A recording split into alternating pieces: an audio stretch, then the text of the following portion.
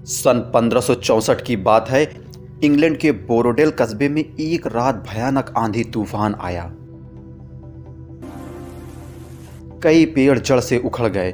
दूसरे दिन वहां के चरवाहों ने देखा कि एक पेड़ की जड़ के साथ कुछ काले पत्थर जमीन से बाहर आ गए हैं। उन्होंने सोचा यह कोयला है। वे इसके छोटे छोटे टुकड़े करके घर ले गए जलाने के लिए। यह जला तो नहीं, पर हाँ, उनके हाथ जरूर काले हो गए। तब पता चला कि यह कोयला नहीं बल्कि वैड है। उस समय ग्रेफाइट को इसी नाम से पुकारा जाता था। वे इसके टुकड़ों से पहचान के लिए अपनी भेड़ों पर निशान लगाने लगे। वैड के लंबे टुकड़ों पर वे सुतली या डोरी लपेट देते थे, जिससे उसे पकड़ने में आसानी होती थी और हाथ भी काले नहीं होते थे। दुनिया की यही सबसे पहली पेंसिल थी। धीरे धीरे इसका प्रयोग पूरे इंग्लैंड में होने लगा। अगले साल यानी सन 1565 में कोनराड गीसनर ने लकड़ी में ग्रेफाइट का पतला टुकड़ा फंसाकर लिखने और चित्र बनाने की शुरुआत की। यही आज की पेंसिलों का पहला रूप थी। इंग्लैंड का काम तो बोरोडेल से मिलने वाले वैड से चल जाता था, पर यूरोप के अन्य देशों के पास इतनी मात्रा में वैड नहीं था। इसीलिए उन्हें वैड का विकल्प ढूंढने की आवश्यकता महसूस हुई। जर्मनी में पेंसिल बनाने वालों ने ग्रेफाइट के चूरे में गंधक या गोंद मिलाकर पेंसिल बनाना शुरू किया, पर इससे बोरोडेल के ग्रेफाइट जैसी लिखावट नहीं हो पाती थी। इस समस्या का स्थायी हल नेपोलियन के समय हुए युद्ध के दौरान निकला।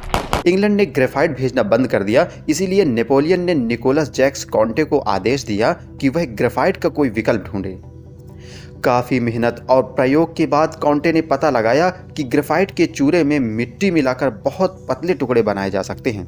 सन 1795 में निकोलस जैक्स कॉन्टे ने आज की आधुनिक पेंसिल जैसी पेंसिल बनाई और इसीलिए उन्हें पेंसिल का पिता या फादर ऑफ पेंसिल भी कहा जाता है। इन टुकड़ों को भट्टे में पकाकर पक्का किया जा सकता है। लगभग इसी समय वियना के जोसेफ हार्डमर्थ ने खोज की कि ग्रेफाइट के चूरे में मिट्टी की मात्रा को कम या ज़्यादा करके पेंसिल की लिखावट को गहरा या हल्का किया जा सकता है। आज भी यही तरीका इस्तेमाल में लाया जा रहा है। सन 1950 में ठोस ग्रेफाइट की जगह तरल ग्रेफाइट के प्रयोग की बात सोची गई। यह सोचा गया कि ऐसी पेंसिल का ग्रेफाइट टूटेगा भी नहीं और लिखावट भी मोटी पतली नहीं होगी। ग्रेफाइट के बारीक चूर्ण को कोई द्रव मिलाकर गाढ़े लेप जैसा कर लिया जाता था। व्यवहार में आने पर यह सफल नहीं हुई, क्योंकि इससे लिखावट बहुत हल्की आती थी। लिखावट को गहरा बनाने के लिए लोग पेंसिल को ज़्यादा दबाते थे, जिससे कागज़ पर इतना गहरा निशान बन जाता था कि आवश्यकता पड़ने पर उसे मिटाना लगभग असंभव हो जाता था। इसीलिए इसका प्रचलन बंद हो गया। आज की औसत लंबाई की पेंसिल से लगभग 35 मील लंबी रेखा खींची जा सकती है या 45,000 शब्द लिखे जा सकते हैं। इससे यह तो साफ हो गया कि लेड पेंसिल में लेड बिल्कुल नहीं होता। दरअसल जिसे लोग लेड समझते हैं वह पूरा का पूरा ग्रेफाइट है। फिर आखिर इसका नाम लेड पेंसिल क्यों पड़ा? प्राचीन रोम में बांस के गोल टुकड़ों पर लेड से रेखा खींची जाती थी। फिर इन रेखाओं के बीच छोटे ब्रश से लिखा जाता था, जिसे पेंसिलस कहा जाता था। यही वजह है कि आधुनिक पेंसिलों को भी लेड पेंसिल कहा जाने लगा।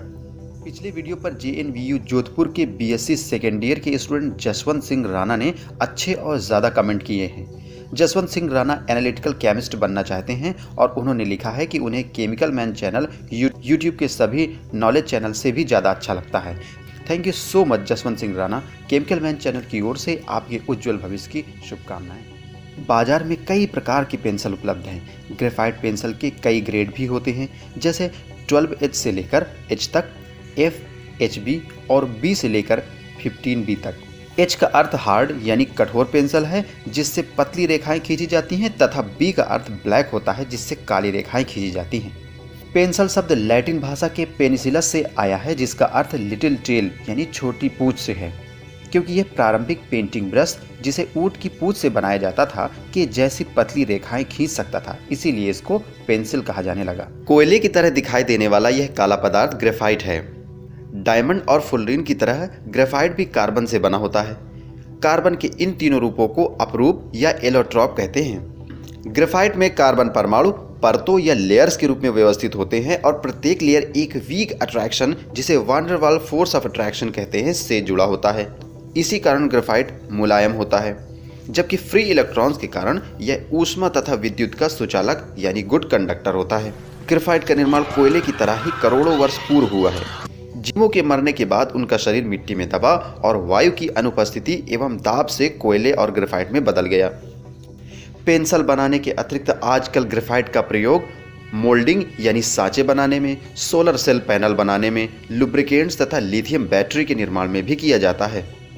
2004 में रूसी भौतिक विज्ञानी एंडरजिम और कॉन्स्टेंटिन नोवोसेलोव ने ग्रेफाइट की एक सिंगल लेयर को प्राप्त किया जिसे ग्रेफीन कहा जाता है। ग्रेफीन बहुत मजबूत एवं हल्का होता है, इसीलिए ग्रेफीन का इस्तेमाल स्पेस प्रोग्राम में किया जाता है। चांद तक एलिवेटर बनाने वाली केबल में भी ग्रेफीन का प्रयोग किया जाएगा। ग्रेफीन की इस खोज के लिए वर्ष 2010 का भौतिकी का नोबेल पुरस्कार एंडरजिम और कॉन्स्टेंटिन नोवोसेलोव को प्रदान किया गया है। कार्बन से ग्रेफाइट, ग्रेफाइट से ग्रेफीन और ग्रेफीन से आगे ना जाने क्या क्या बनता रहेगा और मानव जाति इसी तरह आगे बढ़ती ही रहेगी। आज बस इतना ही।